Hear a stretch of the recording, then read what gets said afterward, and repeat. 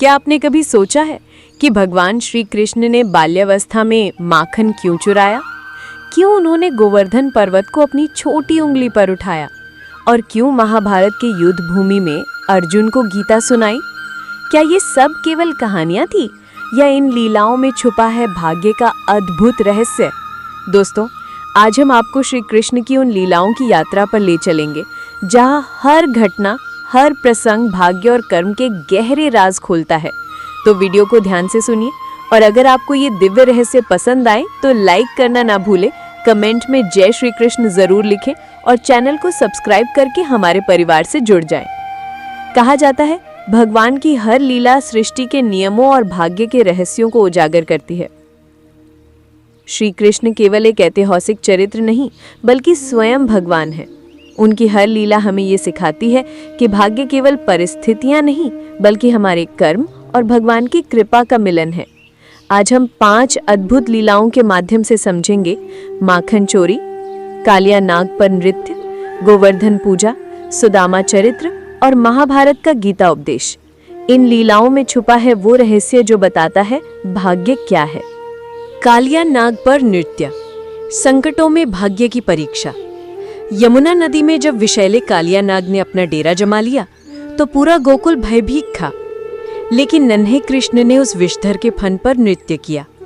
ये लीला हमें सिखाती है भाग्य हमेशा संकटों की परीक्षा से होकर गुजरता है।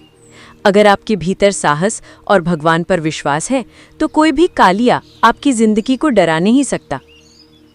यहाँ संदेश साफ है, भाग्य डरने से नहीं सामना करने से बदलता है। गोवर्धन लीला, प्रकृति और भाग्य का संतुलन। इंद्रदेव ने जब गोकुल पर प्रलयकारी वर्षा बरसाई तो श्री कृष्ण ने गोवर्धन पर्वत उठाकर सभी का रक्षण किया। इस लीला में छुपा है गहरा संदेश। भाग्य का असली रहस्य सामूहिकता और विश्वास में है। जब समाज एकजुट होकर ईश्वर पर भरोसा करता है तो प्रकृति भी संतुलित हो जाती है। ये हमें सिखाता है कि भाग्य केवल व्यक्तिगत नहीं होता बल्कि पूरी मानवता की भलाई से जुड़ा होता है। सुदामा चरित्र, गरीबी, दोस्ती और भाग्य।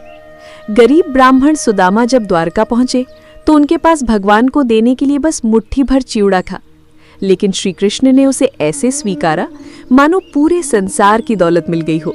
अगले ही दिन सुदामा का भाग्य बदल गया, उनका घर समृद्धि से भर गया। तो इस लीला से हमें मिलता है अद्भुत संदेश। भाग्य केवल धन संपत्ति से नहीं बदलता बल्कि भगवान के प्रति भक्ति, सच्चाई और समर्पण से बदलता है। गीता उपदेश, भाग्य और कर्म का अंतिम रहस्य।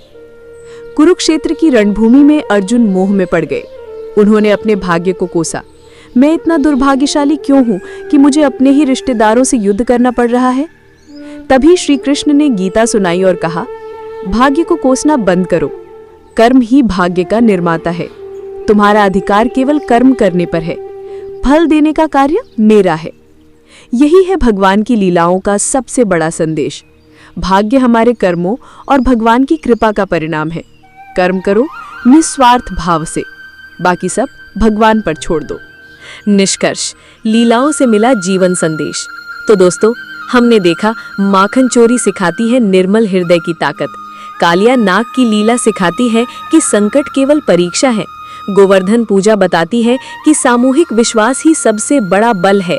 सुदामा चरित्र सिखाता है कि प्रेम और समर्पण भाग्य बदल देता है और गीता उपदेश बताता है कि कर्म ही भाग्य का असली रहस्य है। इसलिए याद रखिए, भाग्य कोई रहस्यमयी शक्ति नहीं बल्कि भगवान की लीलाओं से निकला हुआ सत्य है जो हमें जीवन जीने की दिशा देता है। दोस्तों, अगर आपको ये दिव्य कथा और भाग्य का रहस्य समझ आया तो इस वीडियो को लाइक जरूर करें, कमेंट में राधे राधे लिखें और चैनल को सब्सक्राइब करके हमसे जुड़े रहें।